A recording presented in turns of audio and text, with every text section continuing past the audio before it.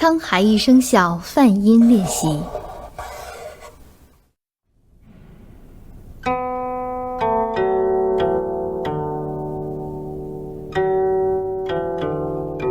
前几节课我们一直在学习练习右手八法，弹奏了散音。这节课我们就可以试着加上左手，以之前学过的沧海一声笑为例，用双手来学习弹奏泛音了。泛音音色清透灵动，犹如天籁，又因为这是一种自然的物理振动现象，所以称之为天音。泛音的简字谱如下表示。从沧海一声笑的谱例中，我们可以看到，泛音段落起始有起的字符，泛音段落结束有止的字符。我们用食指弹奏七弦七挥处的泛音来举例，挑七弦，七则表示七挥，单人旁表示用食指来弹奏七弦七挥。泛音是琴弦分段振动的音，其弹奏方法就是在右手弹弦得音的瞬间，左手用指腹对准挥位轻快地点一下，如同蜻蜓点水一般。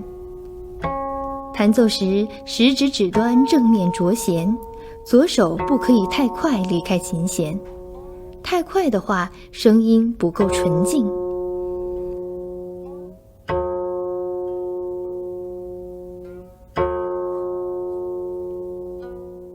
也不可以太慢离开琴弦，太慢声音会发闷。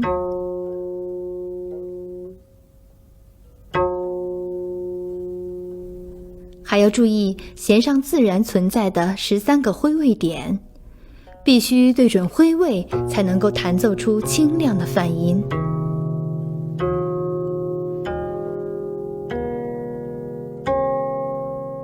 对不准挥位，声音会散发闷。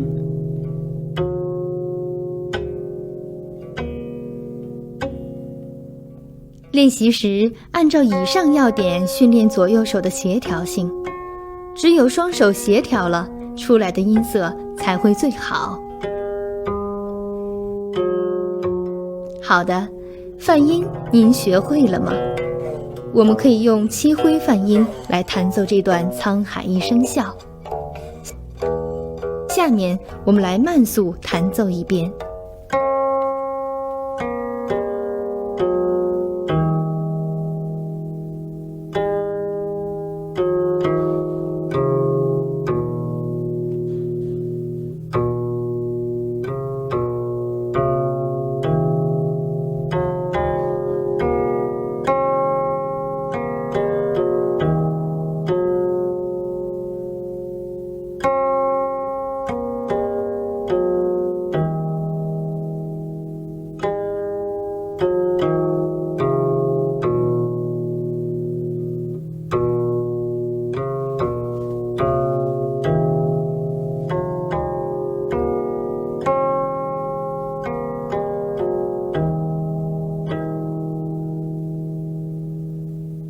我们再用正常速度来弹奏一遍。